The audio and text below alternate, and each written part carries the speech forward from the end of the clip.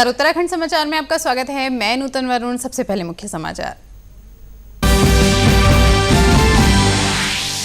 संसद में मॉनसून सत्र आज से शुरू। प्रधानमंत्री नरेंद्र मोदी ने कहा, संसद देश की सेना के साथ। केंद्रीय स्वास्थ्य मंत्री डॉक्टर हर्षवर्धन ने लॉकडाउन के फैसले को सार्थक बताया।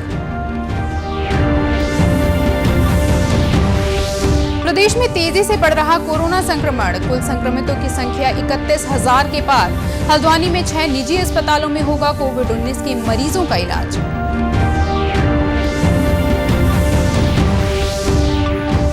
हरिद्वार में शुरू होगा बायोगैस से सीएनजी बनाने का प्लांट। अक्षय ऊर्जा मिशन के तहत पायलट प्रोजेक्ट। सीएनजी गैस का होगा व्यावसायिक उपयोग।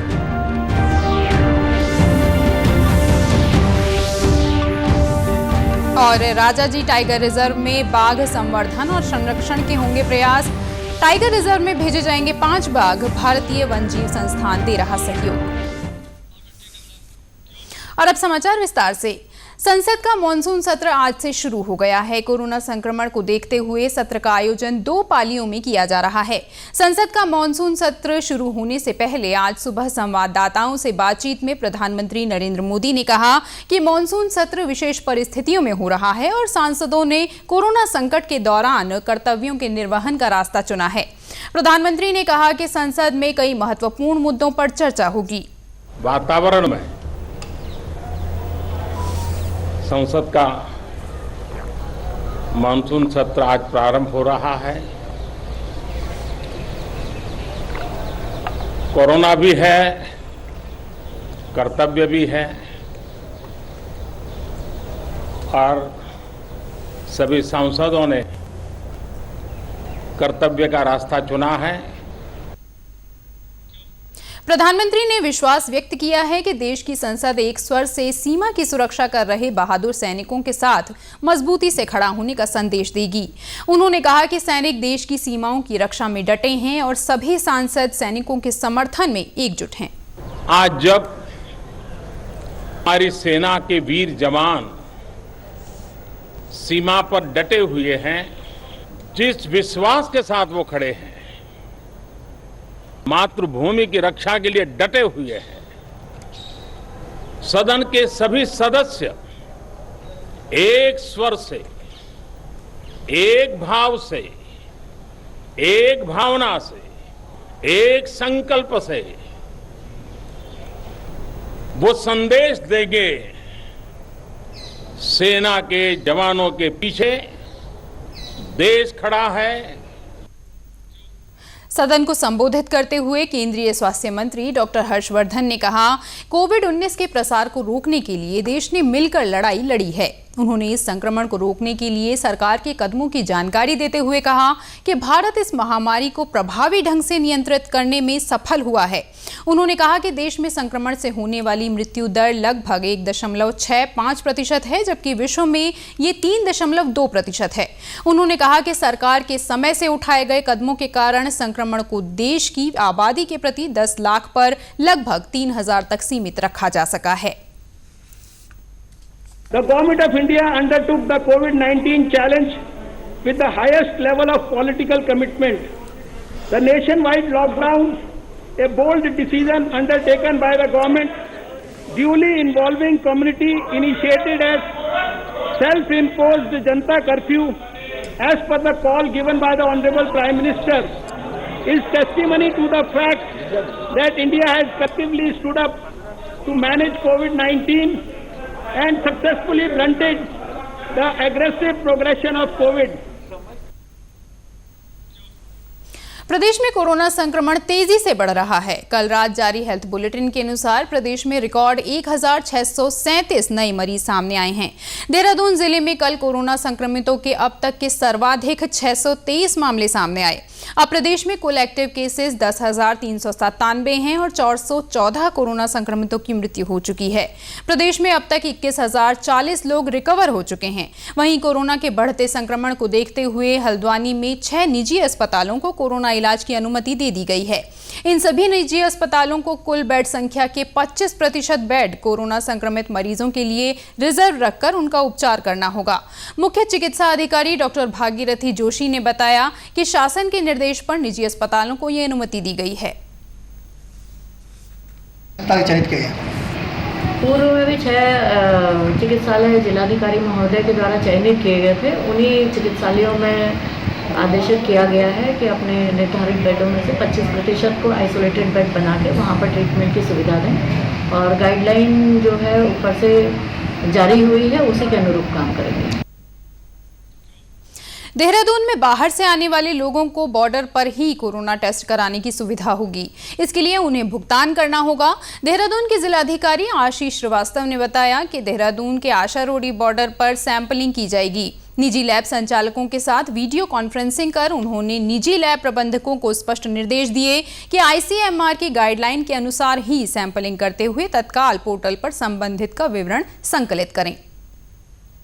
कल से मुझे पूरी उम्मीद है कि आशा रोडी बॉर्डर के ऊपर जो है हमारा सैम्पलिंग जो है वो प्राइवेटली भी शुरू हो जाएगी। जो लोग अगर अपना सैंपल करा करके नेगेटिव रिपोर्ट लेके आते हैं वो आ सकेंगे इजीली, और जिनके पास नहीं होगी वो वहीं बॉर्डर पे ही उनके टेस्ट को कराया जाएगा। सारे लोग हैं जो कंटेनमेंट जोन के बाहर पॉजिटिव आ रहे हैं, उनके कंटेनमेंट जोन के बाहर पॉजिटिव आने की वजह से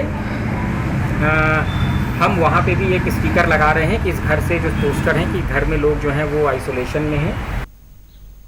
वहीं स्वास्थ्य विभाग ने कोरोना से बचाव के लिए उपयोग में लाई जा रही आइवरमेक्टिन औषधि के प्रयोग के लिए निर्देश जारी किए हैं। साथ ही कोविड अस्पताल में भर्ती मरीजों की देखभाल के स्तरों के मानकों को भी निर्धारित किया गया है। कोविड मरीज के सांस की गति और खून में ऑक्सीजन के स्तर के आधार पर उनके इलाज की सुविधाएं निर्धारित की गई हैं। हरिद्वार में जल्द ही बायोगैस को सीएनजी में बदलने का संयंत्र शुरू होगा। ये बायोगैस सीवेज ट्रीटमेंट प्लांट यानी एसटीपी से निकलने वाले स्लज से बनेगी।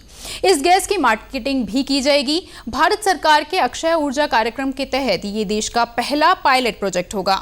सीएनजी की बिक्री से सीवेज ट्रीटमेंट प्लांट पर होने वाले रखरखाव और अन्य खर्चों की प्रतिपूर्ति भी होगी।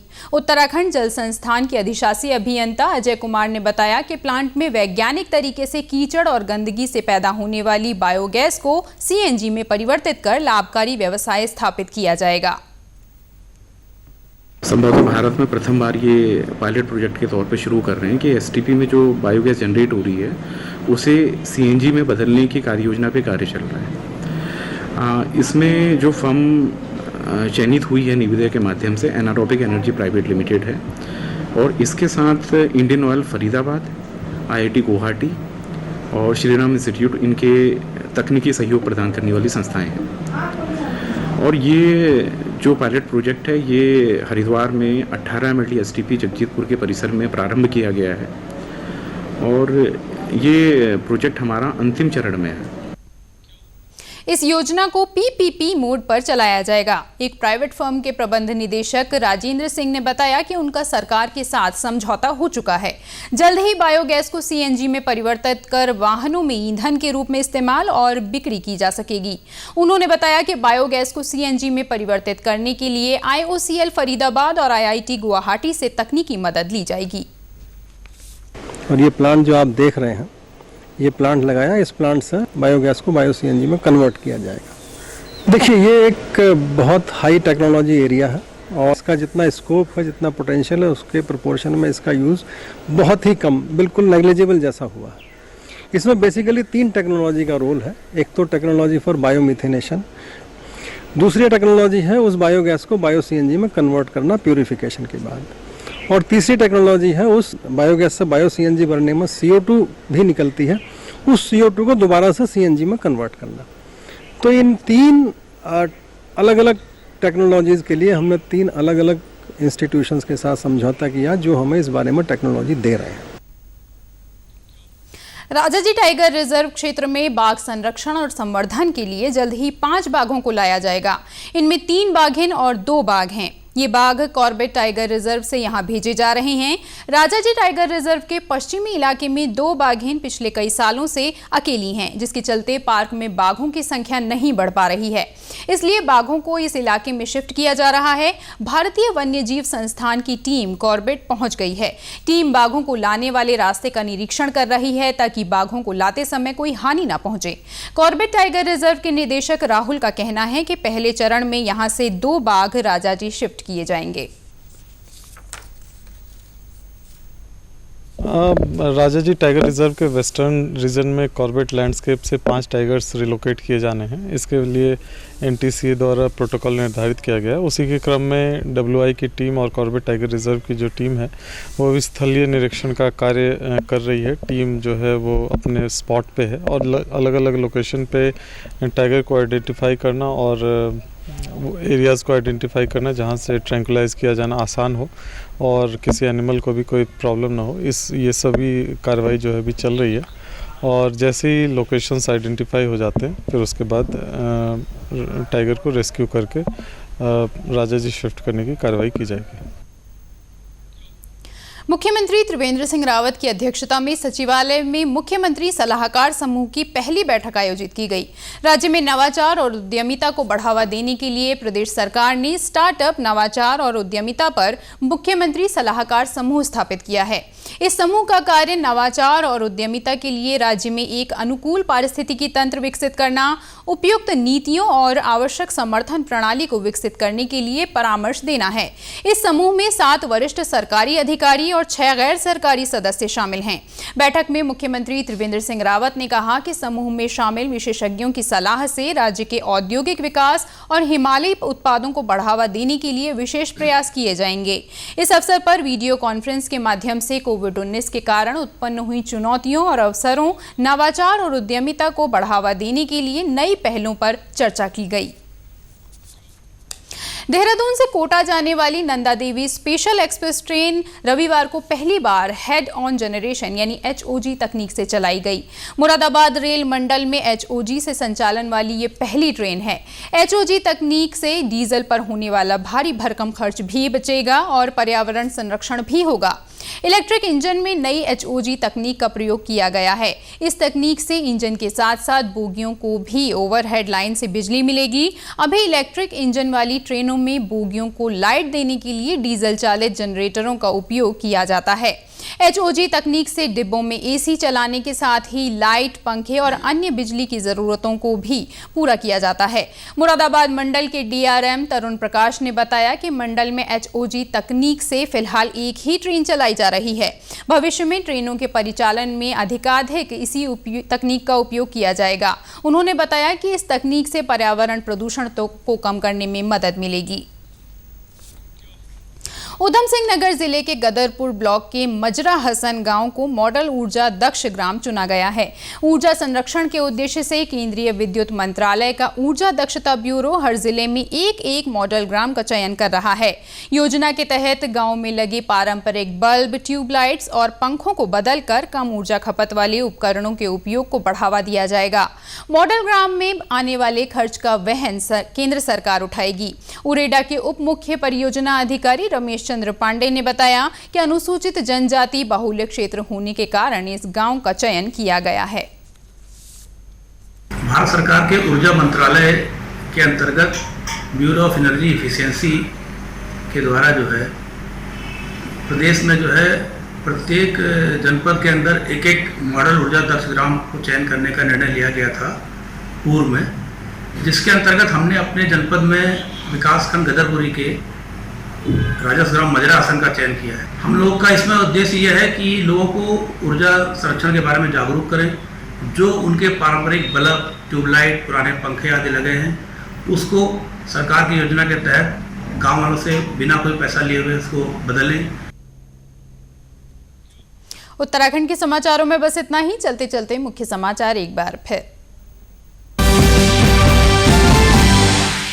संसद में मॉनसून सत्र आज से शुरू। प्रधानमंत्री नरेंद्र मोदी ने कहा, संसद देश की सेना के साथ। केंद्रीय स्वास्थ्य मंत्री डॉक्टर हर्षवर्धन ने लॉकडाउन के फैसले को सार्थक बताया।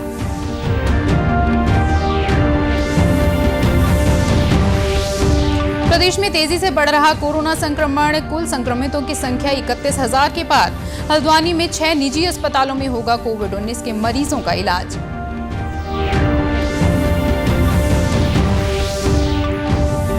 हरिद्वार में शुरू होगा बायोगैस से CNG बनाने का प्लांट। अक्षय ऊर्जा मिशन के तहत पायलट प्रोजेक्ट। CNG गैस का होगा व्यावसायिक उपयोग।